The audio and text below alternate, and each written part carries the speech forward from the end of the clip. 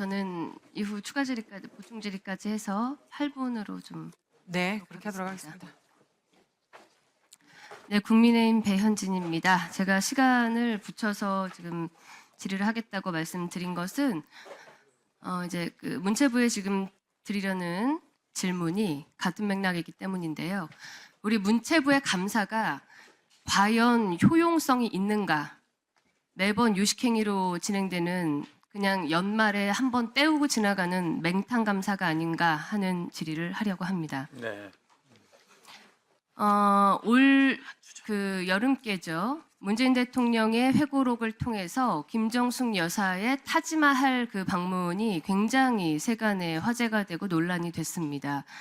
그래서 불가피하게도 2021년에 본위원이 감사했던 내용들, 먼저 도종환 전 장관이 9월 말에 인도 측으로부터 초대를 받았는데 외교부에게 청와대가 직접 전화를 통해 영부인이 가고자 한다라는 의사를 전달했고, 같은 해 10월 14일 외교부가 그 해당 사항을 인도 대사관 측에 전달을 했고, 같은 달 10월 26일 인도 모디 총리의 그 성명으로 김정숙 여사를 초청하고 싶다라는 초청장을 받았다.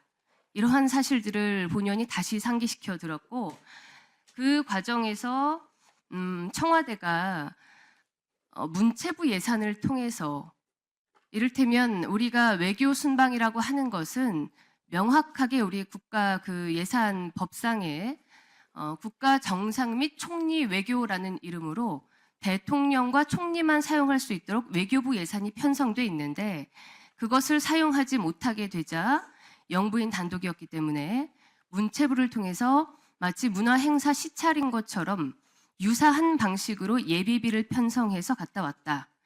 그러나 그 형식은 도종환 장관이 단장이고 영부인인 김정숙 씨가 특별수행원이라는 이상한 자격으로, 보통 대통령의 아내 자격으로 특별수행원이라는 모습으로 가게 되는데 그것을 모사한 방법으로 다녀왔다. 여기에 대해서 예산 전용에, 그리고 공무원들에게, 우리 문체부 공무원들에게 의무에 없는 일을 하도록 강요한 그런 혐의가 있다라는 사실들을 상기시켜드렸습니다.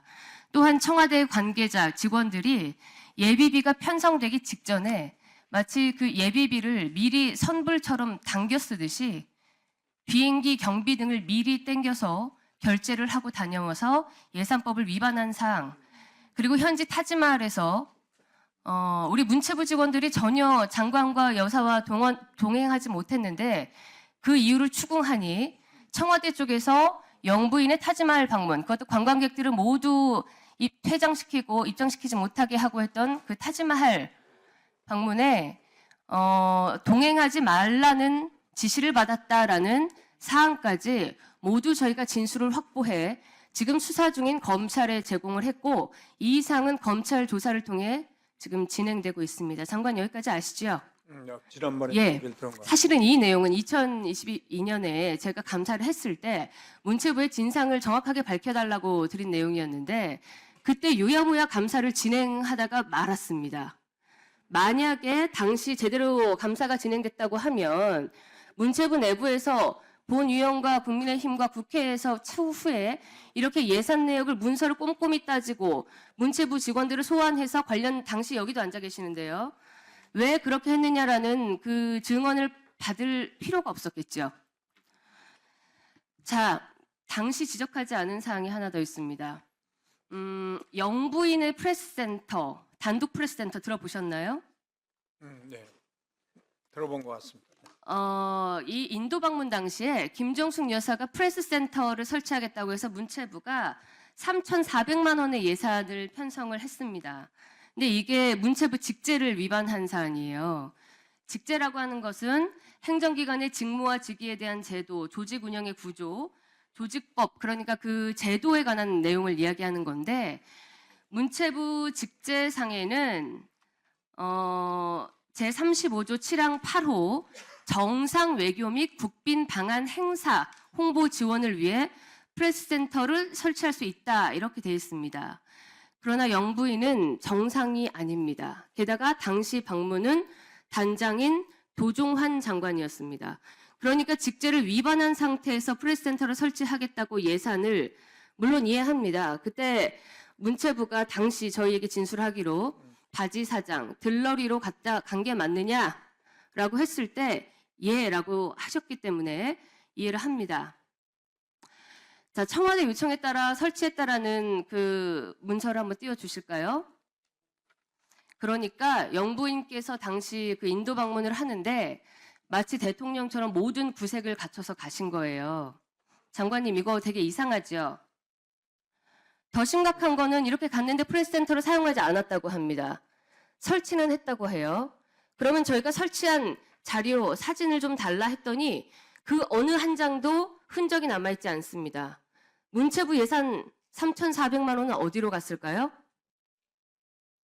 이상한 일이죠? 네, 저는 잘 모르겠어요. 자, 장관님, 네. 이 부분 문체부 내에서 추가 감사를 통해 좀 확인해야 되지 않겠습니까?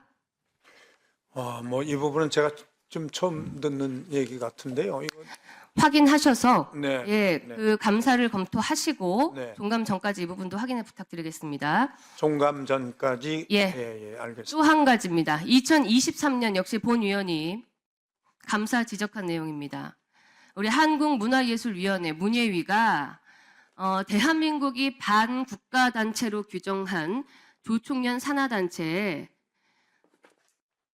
남북교류협력법 등 많은 법령을 위반하고 불법으로 보조금을 지원한 사실이 적발됐습니다. 자, 이 내용에 대해서 문체부가 자세히 감사를 하고 적정한 조치를 하라 그래서 올해 1월 해당 사항을 모두 감사를 마치고 문예위에 보조금을 환수시켜라라고 명령을 했어요. 그런데 그 이후에 어떻게 된지 혹시 들으셨습니까? 그 아마 뭐 그 보조금 단체가 특별한 법 위반이 없는 한 환수가 불가하다 이렇게 연락을 한 걸로 알고 있습니다. 조금 잘못 알고 있으신데 그 문예위가 나름대로 보조금을 환수 안 하려고 굉장히 몸부림을 쳤습니다. 우리 문예위 조직이. 그러니까 법률 자문을 받아서 본인들이 보조사업자인 그 보조금을 타간 사람들이 우리의 잘못으로 보조금, 우리가 공고를 잘못하고 우리 내부의 불법적인 그 규정을 고치는 것에 대해서 그건 우리의 귀책이기 때문에 이거를 환수하라고 하는 것은 행정소송을 당할 소지가 있다. 그래서 아무래도 어렵겠다라는 법률 자문을 받아서 이 점을 문체부에 통보한 겁니다. 네네. 예, 저한테는 좀 그게 1월이었는데요. 네네. 그 이후에 문체부가 아무 조치를 하지 않고 역시 그 우리 타지마할 건처럼 뭉개고 있다가 제가 그 8월 27일경 이거 어떻게 진행됐습니까? 라고 갑자기 확인을 하니까 황급히 이 결정을 번복하고 보조금 환수를 지시했습니다. 문예위 또한 환수 조치를 따르겠다고 지금 한 상황입니다. 오히려 문체부가 오히려 그 보조금 환수하겠다라는 문예위의 입장을 지난주에 처음 듣고 오히려 그 더 놀란 상황이었는데요.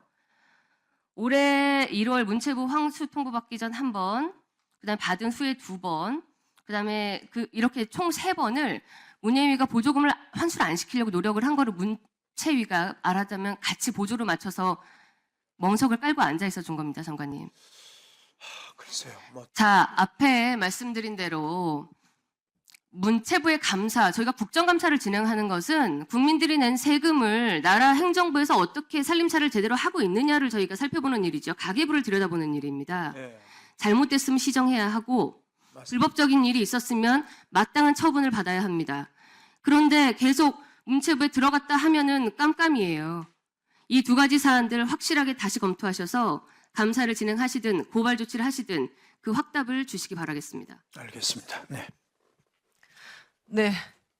다음 순서에 의해서